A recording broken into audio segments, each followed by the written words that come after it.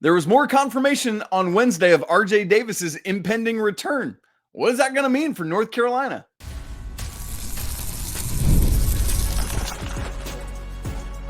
You are Locked On Tar Heels, your daily podcast on the UNC Tar Heels. Part of the Locked On Podcast Network, your team every day. Hey there, what's up? It's Thursday, April 25th, 2024. Welcome into the Locked On Tar Heels podcast, the only daily North Carolina show out there. I'm your host, Isaac Shea. Joining me is our guy, Coach Bill Robinson, the head coach of the Milligan University Buffaloes. Their graduation is coming up in 2 days. I'm super jealous. Congrats, Coach, on the end of your school year. You're joining us at the place to get your Tar Heels content every single day. Thanks for making us your first or listen or watch. Special shout out to all you everydayers out there, and a special shout out to all the members of the Locked On Tar Heels Discord community. This episode is brought to you by FanDuel. Make every moment more. Right now, new customers get $150 in bonus bets guaranteed. That's $150 win or lose. Visit FanDuel.com/locked-on to get started. Coming up today, first off, I want to let you know that it's a two-show Thursday. We've also got an episode that we dropped with PFF's Max Chadwick, who joined me to talk about the first night of the NFL draft tonight, where we expect Drake May to go second or third overall. So we looked into the draft stuff and a couple things looking ahead to the football season. Make sure you check that episode out as well.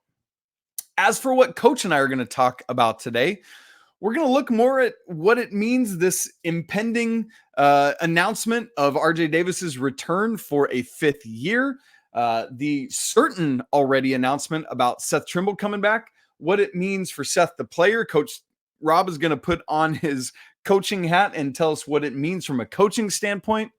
And then we want to look ahead. Who is going to be this year's dude that keeps everyone accountable? So we'll get there.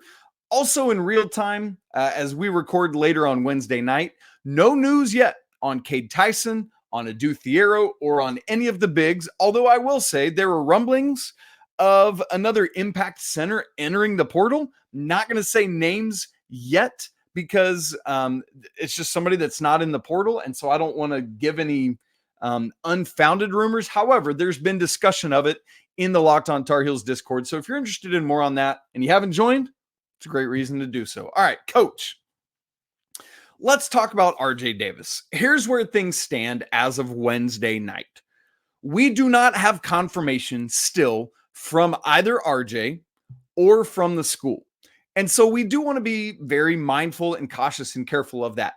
But that being said, Coach, this news is being reported from multiple reputable news reporting agencies, namely CBS and the Field of 68. Matt Norlander first talked about it on Tuesday. He then was on CBS Sports HQ on Wednesday morning discussing it more. And so, Coach, that makes me feel comfortable enough for us to go ahead and move forward with the news as though it's a reality. When it becomes confirmed from RJ and or the school, obviously we'll do a live and go nuts with it and party and all that stuff. But Coach, where we're at is this. Aside from the obvious of, hey, school X is getting back the reigning conference player of the year at any school, right? In this specific context of North Carolina is getting back RJ Davis for a fifth year. Why is it so important to get back not just the caliber of this player, but specifically RJ Davis? Yeah, I think it just brings super stability to the program. Everybody knows who the guy is. And when it comes down to what makes you great, you have to get that one bucket when you need that one bucket, or that one stop when you need that one stop. He's got the ability to get you that one bucket. And it's not unless the refs don't call a foul at the end of the Georgia Tech game, and then you have the guy. You have to always know who the guy is. And sometimes coaches will make it very blatant. Very obvious. Hey, this is our guy. If there comes a push shove, comes late game, we need to get a shot from somebody. This is the guy who's going to get that shot. And I think that's communicated by almost every coach. But when you have somebody like RJ, you know who that guy's going to be right away. That's why I think it's so important.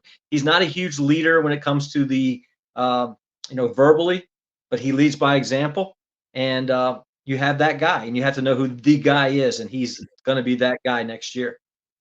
Coach, does it? I want to ask about that verbal leadership that you just mentioned. Does it feel like he stepped up in that more this year to you? Because I feel like while he's still not like vocal at a like Theo Pinson sort of level, or like that's an extreme example, but it feels like he did take steps and strides in that this year. From a coach's standpoint, from what you saw, do you agree with that? I do. It's a personality thing.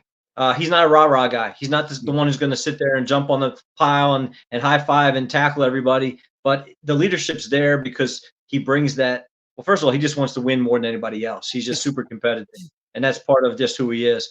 But it's more under the surface, and the guys will follow him. It's just a different type of leadership. But he definitely has stepped up more. I don't want to say because Caleb's gone, but when Caleb left, I think he was forced into more of a leadership role. Armando was the same way. Armando wasn't a huge leader when it came to verbal, but his actions showed where everybody was to go. So I think and we do hope he comes back for that 5th year, I think we'll see even more growth from him.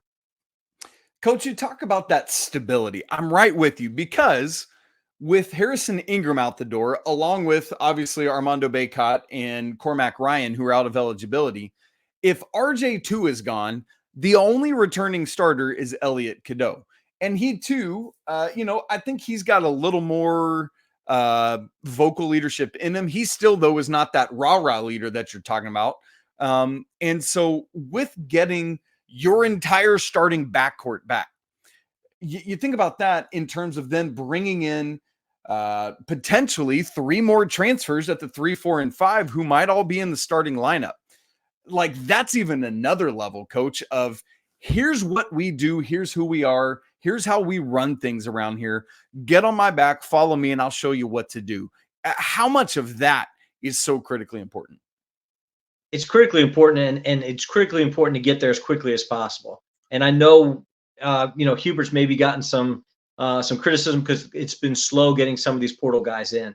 I think it's who he is, but I also think they want to make sure they get the right fit. It's not just the best small forward. They've got to get somebody who fits Carolina basketball and who will jump in and join into what they're doing. And again, check the ego at the door. How many times we've talked about that? That's right. And just want to come in and win. And I think that's why they've been patient. They've been waiting for that right, perfect fit. And I think they are looking for somebody who, like Cormac, who came in and not only is solidified that starting position, but also brought some leadership in a way that that's rare for somebody to be able to come in and become a leader right away. Yeah. Coach, let me ask you, I know right now we're talking more at like the analyst level. Let me ask you to put on your coach's hat for a second with the assumption that RJ is back. He is not a perfect player, as anything. You're not a perfect coach. I'm not a perfect father, husband, podcaster, whatever, right? So there are certainly things that RJ can work on, whether it's on the court, off the court, whatever. If you're Hubert Davis, what are you saying to RJ? Like, I think back to Coach Williams telling all those guys when they came back for that 09 run and saying, look, if you're pulling out of the draft, I need you to be all in. Here's a list of things that you got to do, right? What is Hubert Davis saying to RJ that he needs from him for this upcoming season? I think the biggest thing from my perspective as a coach, he has to be healthy. There's going to be a lot of distractions during the summer, and he's got to make sure he keeps up his diet, the nutrition, the weights, and maybe put on a couple pounds. I don't think he needs to get a bigger, bulkier, stronger. But he has to be able to, that when the fall comes, that he's 100% ready to go. So the distractions have to stay away. His decision-making can always get better. Yeah. Shot selection. The thing that makes him elite, and I think we'll talk about this a little bit later, is his ability to make shots contested. And that's something you continually have to work on. And he could always work on his range, and his range is impressive now, but it's one of those things where if he does play at another level, he can extend that range even a little bit more. Yeah. That'd be great to see. I'm with all that. Now, Coach, one last question about RJ before we flip the script to talking about Seth. There is some sentiment amongst some some parts of the Tar Heel fan base that says something like this. Well, RJ's back, but I'm ready for a change. RJ is back, so I'm worried that Ian Jackson is going to decommit now. What is your response to that? I think you have the possible, preseason player of the year nationally, I don't get sick of that. I mean, I'll take that all day as long as we can keep him here. I don't think we need a change from that. I think Ian Jackson knew the situation. I think he knew that there was possibility RJ would come back, and I still think he wants to compete. I still think he wants to be a Tar Heel, and his time will come. I don't necessarily think he's a one and done type guy anyway. He's going to play. He's going to play part of the rotation. He's going to get minutes. But if he decides to leave, I still think having RJ for a year is better than any other option we have right now. So I hope he doesn't. I hope he stays. I think he will. My instincts say he will. But again, you never know what's going to happen, what these kids are thinking, and who's in their head. That's what I worry more. I don't worry about the kid. I worry about the influences from the outside. That's probably the most prescient thing you've said in this podcast so far, Coach. I think that's absolutely correct. And I think it says what Ian decides to do, regardless of RJ, anything else, says so much about who he is and how he's been brought up and his emotional and processing maturity. And so that's something to very much keep your eyes on. Am I willing to come in and learn regardless of role? I'm always curious to see what a guy's humility is in that way. Now, speaking of guys coming back, Seth Trimble's part of that equation too, Coach. What I'm really curious about for Seth Trimble this year is he had some real good efficiency, but as the volume starts to creep up, where's that sweet spot for Seth Trimble? We want to try to answer that question in just a second. Right after I tell you about Monopoly Go. Look, we've all been there, either as a player or a fan. It's halftime. The scoreboard, it's not looking great. You're feeling low. You're not sure if your team can pull out a win. Coach, you've never felt that way, right? That's when you got to dig deep. You lift up your head and you say to yourself, it's time to get back in the game, pull off some bank heists, and take as much of my friends' money as I possibly can. That's right. The smash hit mobile game Monopoly Go lets you compete with your friends to get the most riches and the biggest empire. It's the Monopoly you love, but on your phone, anytime, with tons of new twists, including leaderboards to compare your progress to your buddies. And there's so much to do. You can play on countless dynamic Monopoly boards. You can bankrupt your friends by smashing their landmarks with a wrecking ball. You can charge other players for rent on your iconic Monopoly properties. But you can also work with your friends to crack open community chests and get extra rewards and climb those leaderboards. So get back out there, put on your game face, and download Monopoly Go right now, free on the App Store or Google Play. This episode is also brought to you by Game Time. Look, the weather is finally heating up, and that means it's time that you got to go to the ballpark and take in some MLB action. Well, great news. Game Time is now an authorized ticket marketplace of Major League Baseball, which makes getting tickets even faster and easier. With killer last-minute deals, all-in prices, views from your seat, and their lowest price guarantee, Game Time takes the guesswork out of buying MLB tickets. One of my favorite features Game Time has is called just last-minute deals. Perhaps there's an NBA playoff game you're wanting to get to on a whim. Well, you can save up to 60% off by buying last minute for that game, but also for concerts, comedy, theater, and more. Or I don't know if you're like me, I also worry about buying third-party tickets that I'm going to show up at the gate and it's like bogus and I get turned away. But with Game Time ticket coverage, your purchase is covered by the most flexible customer service policy in the ticketing industry. I love that peace of mind. So take the guesswork out of buying tickets with Game Time. Download the app, create an account, and use code LOCKEDONCollege for $20 off your first purchase. Again, create an account, redeem code LOCKEDONCollege for $20 off. Terms do apply.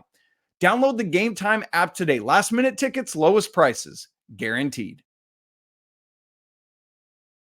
While the news of RJ Davis's return has not been made official yet by the school or RJ, Seth Trimble's, check. It has been. What a great thing, Coach. Real quickly, before we even just get into talking about it, I want to say there's a kind of guy who does college basketball scoops. His name is Trilly Donovan. Somehow he just gets seemingly every rumor out there. And one of the things he's often said when schools get back a guy that entered the transfer portal is, quote, sometimes the best gets are the one you already have, end quote.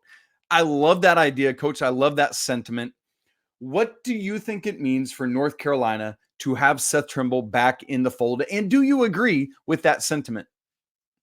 I do agree with that sentiment. I think it has a lot to do with the culture that Hubert has established Hmm. because there's got to be some kind of communication. I talked to a kid the other day. He said at the college level, he says, my coach never talked to me. I never had any real deep conversations. He didn't know my family, didn't know anything about my parents or my siblings. And to be able to have somebody enter the portal and come back, I think it shows the relationship that Hubert has with Seth and that they trust each other, they care for each other. And I think Hubert said, as a parent would, hey, you want to seek something better, go ahead. Go ahead and search, see what you can find. But at the same time, welcomed him back. And I don't think there's going to be any repercussions. I think Hubert's ecstatic to have him back. And I think that has a direct correlation to the culture that Hubert has and the relationships he has with his players. Well, Coach, let's stick there. Let's stick on the coaching side of it, and then we'll come back to Seth a little bit. What does this decision from Seth say about Hubert Davis's leadership? That, like, I think for some coaches, they might look at it and say, well, that's a black eye on me and our program that you thought you should leave, but you couldn't go find anywhere and you decided to come back. Because that's one way to look at this. But I think there's a healthier and better way to look at it as you went away and from Seth's own words, realized what he was walking away from and decided to come back. And as you just said, no repercussions, not bridges burned. What does that tell you about this coaching staff? It tells me, first of all, that Hubert doesn't care what anybody else thinks.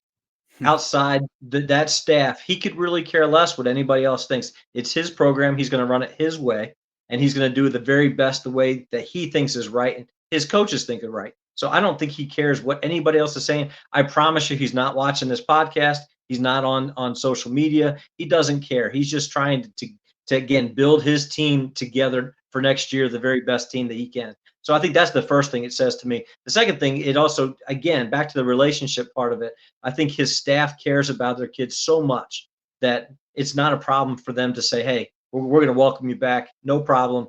You're part of us. You're still us. And of course, for Seth's part, to be a Tar Heel for life, I think you need to stay there. And guys were like, they're talking about some of the other guys who have left. Oh, they're still my guy. I don't think the coaching staff feels that way. I think when the coaching staff sees a guy go, maybe in mafia terms, that kid's dead to me now, when it comes to long-term stuff. But, I think being part of the Carolina family and being part of that for a lifetime sometimes means more than going out and get your own individual accolades. Yeah, man. Well, and so, Coach, on that side of it, what are the things that Seth will need to do? As we've kind of been alluding to, it doesn't sound like there's been any burned bridges. So there's not really any relational fixing that's going to have to happen, at least that we know of or are aware of. But what else is on the agenda for Seth? Kind of similar to what I asked you about, what does RJ still need to grow in this offseason? Yeah, Seth's got to get better. He's got to get better at the offensive end. I think everybody realizes how great a defensive player he is, but he's going to have to pass somebody. He's not going to pass RJ. Is he going to be better than Ian, as a junior than he is as a freshman? That 2 years could be a big difference, of already being able to play some college ball. The biggest thing for me is him to be able to make shots and make shots contested. Everybody's talking about, well, he's a 41%, three-point shooter. How many of those shots were contested? How many of those shots were even one step behind the three-point line? And we could go back in Synergy and find out all these stats if we had time, but most of his threes were toes on the line, wide open, and he shot 41%. So when teams see that he is going to start to make that and they start guarding him out there, can he get open? Can he create space? Can he shoot from 1 or 2 steps behind like RJ does? That's where you see the efficiency numbers will probably go down if his shot attempts go up. So, Coach, let's get into that because I love that conversation. I think that thing, I feel like I keep hearing people come back at me and others with that of like, yeah, but Seth's 41.9% from three. You're not wrong. You're absolutely correct. But not all 40% three-point shooters are made alike. This is 41.9% on 31 attempts, Coach. Right. Like, what happens to that percentage as Seth gets up to 50, 75, 100 attempts? I'm willing to bet that percentage dips to 35 or below if Seth shot 100 threes last year. So, Coach, what we have to kind of find is what is the balance for Seth? What is his sweet spot? Where is maximum efficiency for him? And I feel like part of the reason he wanted to strike out on his own was to find maybe another landing spot where he could start and get 30, 35 minutes a game.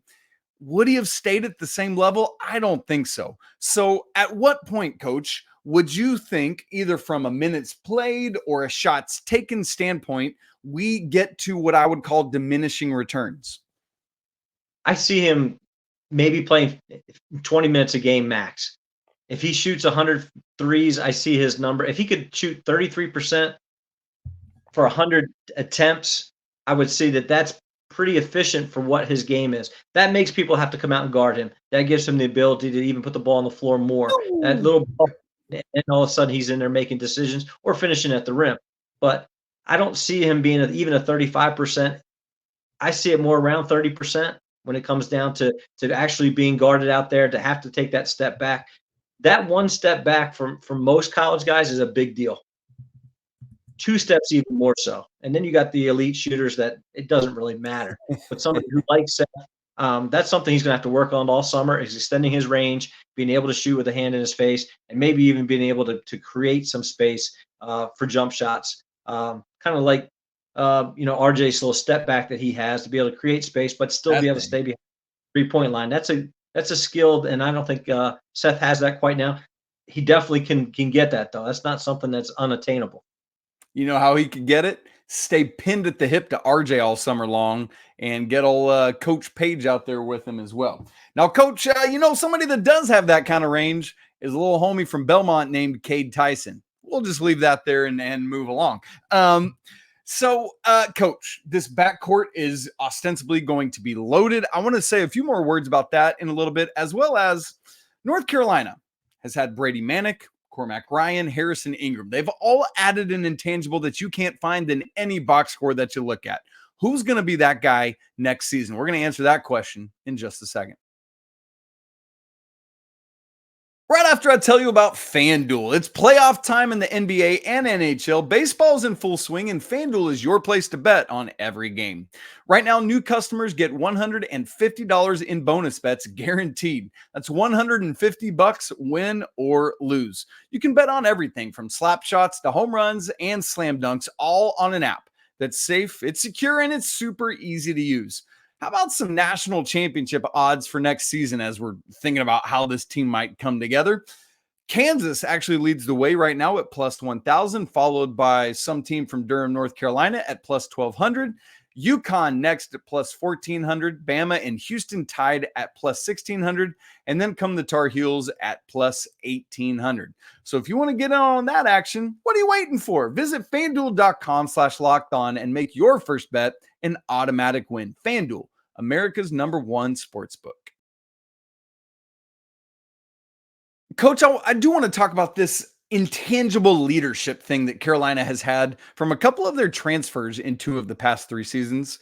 But I do want to kind of wrap up this returning backcourt conversation we've had today, because assuming RJ is indeed back, as he said, Seth's back, sounds like Elliot's back, and unless something changes with Ian, that is a formidable quartet, Coach Bill Robinson, in North Carolina's backcourt.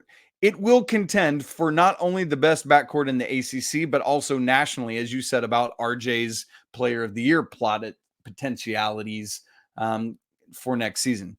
Coach, as you look at that backcourt, how do you spread the minutes around? Is it as loaded as we think it might be? I think the competitiveness in practice is going to determine all of that. But I think it's going to be war. It's going to be absolute war. And those guys, it's going to start from day one. I can't wait to get to camp and see those guys in open gym in June and seeing the intensity of it, because that's really when it all starts. How do you spread those minutes around? Those guys will determine it. Who's playing well, who's not playing well. I think if RJ's obviously going to get a ton of minutes, but if Elliot struggles, I think you could see Seth get in some, maybe in a starting lineup at some point. Ian's going to learn from those guys, but if he plays well, he's going to play. And there may be a situation where they have to play 3 guards if they play so well. If Ian plays so well, they force the hand of the coaches to play him. So it really comes down to those guys being ready, and competing for minutes not every single day, every single drill, every single minute. Those guys are going to be competing for time. And I think part of it too, Coach, is, last offseason, all our conversation was about, is Carolina's backcourt too short? And it's going to be the same with Elliot and RJ. But here's the thing now. The replacements, the guys coming in are, what's that, 6'3", 6'4", I always forget. And Ian, they got to be ready. This dude is 6'5". So, Coach, there is going to be size to be had when North Carolina needs it. And so I think there is a lot of lineup flexibility. We'll talk about that a lot this offseason, but you could have a very big 3-guard lineup or even 4-guard lineup. Man, I mean, if they wanted to roll all 4 of those dudes out there with a big, you could do it with, I mean, there's just so much possibility and flexibility. I can't wait to see. Now, Coach, in 2021-22, Coach Davis's first season, Brady Manek, he was a vocal leader. He held guys accountable, the first one to defend teammates when things erupted on the court. He came in and brought that energy in his one and only year as a transfer. The next season, I wasn't really that kind of guy that just brought that energy. Nobody, that wasn't Pete Nance's game and nobody else on the roster. We already kind of talked about RJ and Armando and how that's not them. And then this year, Carolina had it twofold and kind of differently, but similar energy from both Cormac Ryan and Harrison Ingram. They almost felt like good cop, bad cop in some ways, with Harrison and his grin all the time, Cormac being that New York guy. You understand that, coming in and just being like, nah, y'all ain't playing. We got to work here. Coach, what I'm wondering is, who steps into that role this year? Because particularly this past year with Cormac and Harrison, that gave North Carolina an edge that I think won them at least a game or two this season, just because of being dudes that weren't playing around. Do you look at this roster or any of the guys Carolina's in talks with in the transfer portal and see somebody of that ilk? It's going to be somebody from the portal, or my wild card here, and you might disagree with me on this one, Seth Trimble. Ooh. Now that he's been in there for 2 years, and he can be more of a vocal guy in open gyms and in practice. He could be a little bit more vocal. And now as a junior, he may say, hey, this is my role now to be able to step up and be maybe a little bit more vocal, still be in RJ's shadow a little bit, not try to surpass him in that leadership. But they're going to need somebody like that. It will be somebody from the portal, most likely. I don't know Cade Tyson. I don't know much about him, his personality. Obviously, we know he can shoot and he can score, but they're going to need a mature guy, a grad student guy, or a fourth-year guy who's been around the programs, in college and been through the wars a little bit to bring that. I don't know if there's a Harrison out there or a Cormac out there that can fill that, but I guarantee you that's somebody the staff's looking for. And I think that's the thing, is you don't have to go about it the same way as Brady or Harrison or Cormac, but you can find ways to hold guys accountable. And I think that's the critical thing is, look, that's not our standard. That's not how we do it. You owe us better. Or when it's another team, like, no, you ain't playing with my guy like that. We got to get going. I love that thought about Seth Trimble with that, Coach. Let me ask you this side of it. Is that something the coaching staff would come to Seth and ask him to do? Or is that something that a player has to innately find within himself? I think you get both, but I think there is a role for the coaches to kind of come in and say, hey, this is something we need you to do. And maybe Seth's the guy because, hey, you did look around, but you're all in now. We know that you're a Tar Heel for life, and you've looked around, and this is where you really want to be. And now we need you to step up in this role and really sell the leadership part of it. We need somebody to step up in that way. Kevin Eastman, longtime NBA assistant, got to hear him speak one time talking about the accountability part. And when Kevin it was Kevin Garnett was playing for them, and he was that guy to hold people accountable. And their top 10 players didn't miss. They were never late for a bus, for a meeting, for a game, for a meal that whole year. Not those top 10 guys in the rotation, not one time were they late to anything. That's the type of guy we need, somebody in that program to sit there and say, hey, practice starts at this time. You got to be there 15 minutes early or half an hour early. Or if the bus leaves at 10, you got to be there at 9:30. with your bag ready to go by 9:45. So that's what we're looking for right now. You're looking for somebody who, not just the on the court stuff, not when everybody's seeing, but it's behind the scenes things that really that build that culture that we've been talking about. So. And I wouldn't say this necessarily about the accountability side, but another kind of wild card who is not afraid to mix it up in any way, Coach, Jae'lyn High. This dude, I love seeing him get a little wild and wacky. I think, he learned a couple times his freshman year about like to pick his moments and get it under control a little bit. But Jae'lyn High don't play. And so I'm curious to see what he will do with that in his sophomore year. That's going to be something fun to track as well. All right, gang, there's so much personnel information we're still waiting on. Confirmation from RJ, more news on any of the transfers, whether it's commitments or scheduling visits or anything else like that. So we'll break in when and where we can. Terribly timing.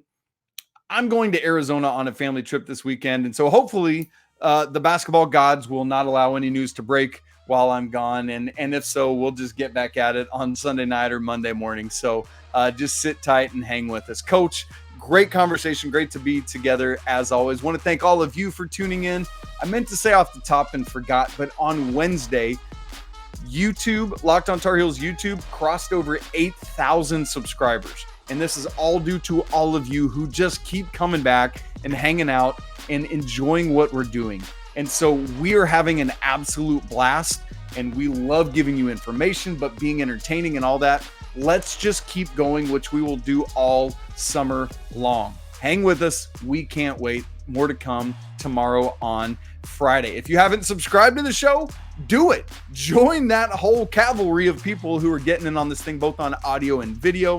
If you're not part of the Locked On Tar Heels Discord community, we'd love to have you. Come for the Tar Heels, stay for the community. The link is in the show notes. It's free to join. It's always a great day to be a Tar Heel. We'll be back again tomorrow, but until then, peace.